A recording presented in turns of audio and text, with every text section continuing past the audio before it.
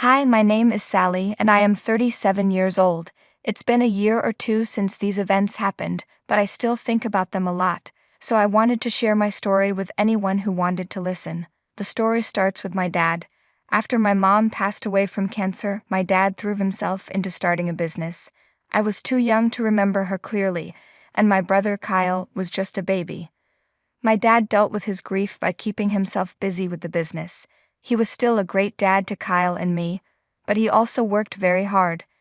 At first, the business struggled, but eventually it started to grow little by little. It became successful enough to support us. I remember waking up some nights and seeing my dad still working in his office. I wanted to grow up and be just like him. When I turned 18, I asked my dad if I could work for him. He was firm about not letting me do that. He said he had tried working with family before, and it didn't go well. He didn't want to repeat the experience. I didn't understand what he meant at the time, but I respected his wishes. Even though I was disappointed, I found another job. It wasn't hard work, but it helped me get by. One day, I was in my dad's office and decided to look at his accounts. I discovered that his business was losing a lot of money, and if things didn't change, he would have to shut it down in a few months. I was shocked. I confronted him about it. "Dad, the business is losing a lot of money. What's going on?" "Were you snooping through my stuff?" he asked. "I'm sorry I did that, but you're going to end up closing down." "I know, but nothing I do is working. I've cut so many corners just to keep the business afloat. I was thinking of shutting it down." "No, don't do that. Please let me help you. I promise you won't regret it."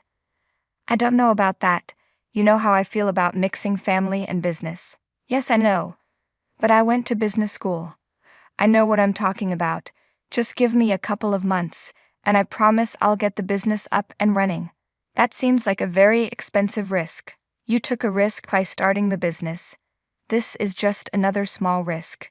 If it goes wrong, I'll work to make up for it for the rest of my life, I swear. It's only because I'm desperate and a little curious to see how you'll do it that I'll allow it. You won't regret it." After my dad finally let me work with him, I spent the next few months working tirelessly. I ran the accounts and contacted a lot of people to help the business grow. Instead of shutting down, the business started to improve, and we got more clients. My dad was surprised by the results. I even think he was proud of me, even though he never said it. I kept working hard, but my dad was okay with just getting by. I wanted the business to grow enough so my dad would be set for life. Dad was happy and helped me a lot initially, working hard with me, but as time went on, he let me handle things. I didn't mind because it made me feel good to know that he trusted me that much. I once asked him if he was ready to retire and let me take over the business, but he said he wasn't. He felt he still had many years of work left and didn't want to retire too early. I didn't want to point out that he wasn't working much, so I didn't say anything and continued working. About 8 years into working for my dad, my brother Kyle decided he wanted to join the company too. I was okay with my brother Kyle joining the company, but I wasn't happy when he became a co-CEO with me. I didn't say anything because ultimately my dad had the final say in the business. Kyle didn't actually work much, but I didn't mind as long as he wasn't hurting the business. It continued to grow and expand, and we were making millions in profits. We were making more money than we ever imagined. As my dad's retirement got closer, I waited for him to announce that he would hand the company over to me. I remember it was Kyle's birthday when Dad made his big announcement. We went over to Kyle's place for a small birthday dinner. It was a nice time, although I was very tired from work. After dinner, Dad made his announcement. "Happy birthday, son." "Thanks, Dad. Glad you could make it." "Of course. Why wouldn't I be here? Plus, I have a huge surprise for you." "A surprise? What is it?" "Well, I've been thinking about this for a while, and I think it's time for you to run our business." "What? Oh my God, Dad, thank you so much. You can't be serious. I worked my butt off for the past 10 years while Kyle's only been here for 2 years, and you're giving him the job.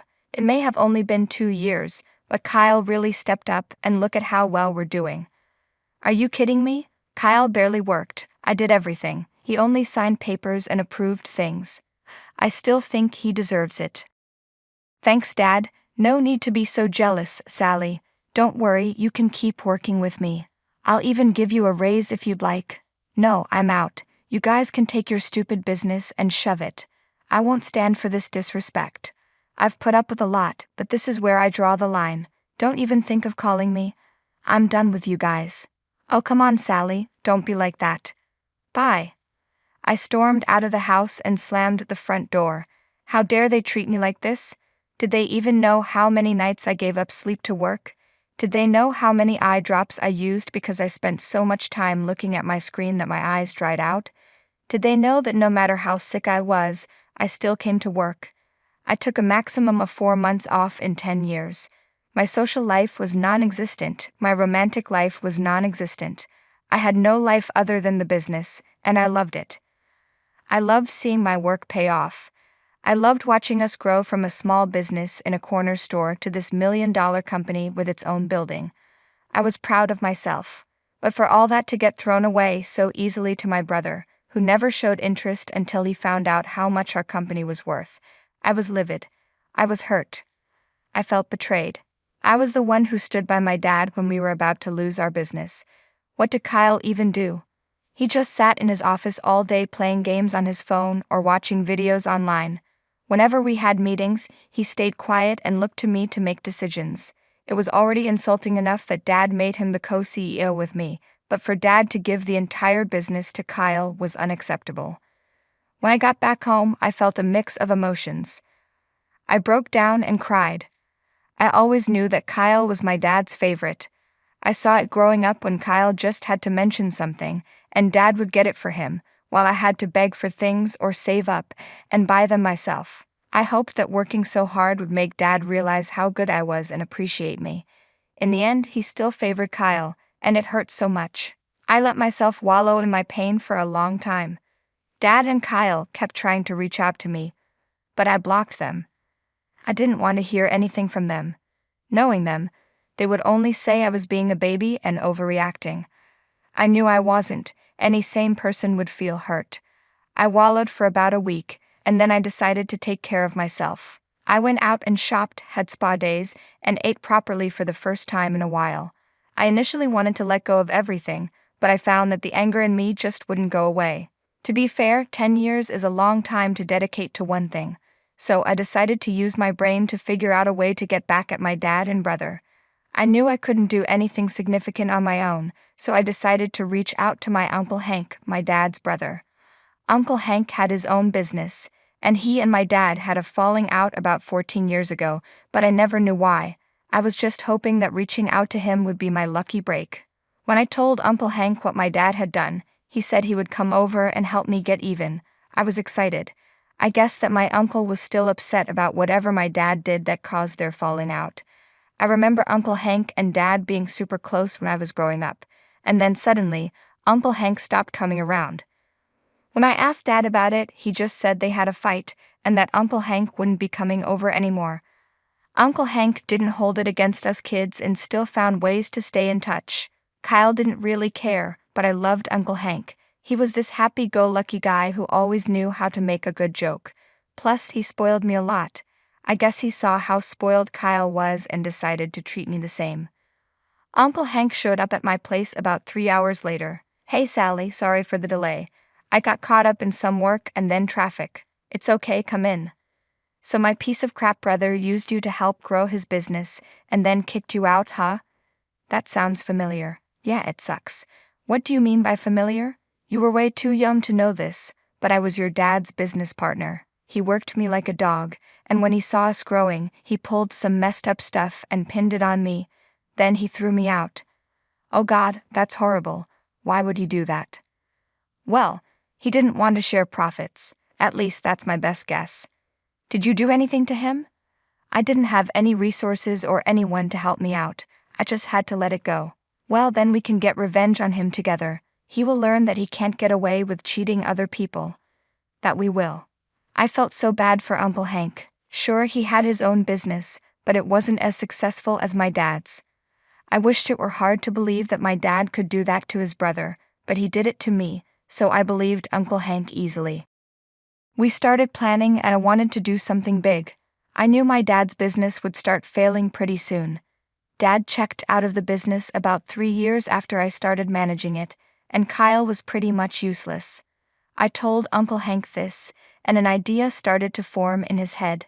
He asked me how I'd feel about starting a business in the same field as my dad's. I loved that idea.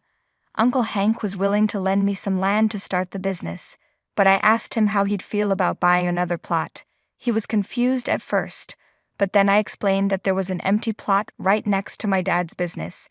It would be like rubbing salt in the wound for my dad once he starts losing clients. It was a bit risky to buy a whole plot of land and start a business just for revenge, but both of us were hurt and angry enough to do it. Over the next 2 months, we started working on our plan. We purchased the plot of land, which was about 5 times larger than the one my dad's business sat on. We registered our business and handled all the legal paperwork. Our grand plan was to steal my dad's employees once his business started to tank. Uncle Hank and I spent a lot of time working out the logistics of everything we needed for our revenge. Since I had managed my dad's business and brought in many clients, I had a lot of contacts. I snagged a bunch of my dad's clients and even got them to refer our business to their friends and families. We had a very solid start. To be honest, I was just waiting for a call from my dad or brother any day now, knowing their profits were beginning to suffer. I was right. About 7 months into starting our business, Dad called me. I was fully prepared for him to start begging me to come back. Instead, he asked me to come over for dinner. I guess he wanted to plead with me in person, so I agreed to go. When I arrived, my brother was there too. He looked nervous, and they were both suspiciously nice. I made sure to carry copies of the documents proving I was the co-owner of the land and business with Uncle Hank. I wanted to go out with a bang. They deserved it after all. We ate dinner, and while it was awkward for Dad and Kyle, I just waited for the chance to tell them how I was actively ruining them. Finally, after dinner, Dad said they had something to discuss. So, honey, there's something we need to talk to you about. Yes. You see, there's this new competitor in the field, and right now, we're kind of sinking. Oh man, that's tough. Yeah, so Dad and I were wondering if you want to come back and work for us. Excuse me? Absolutely not. You know what you did last time, and I'm not going to let you use me until everything gets good just to then throw me away. Don't be dramatic, Sally. I was only doing what I thought was best. If Kyle was the best, why isn't he solving your issue? Why are you asking me?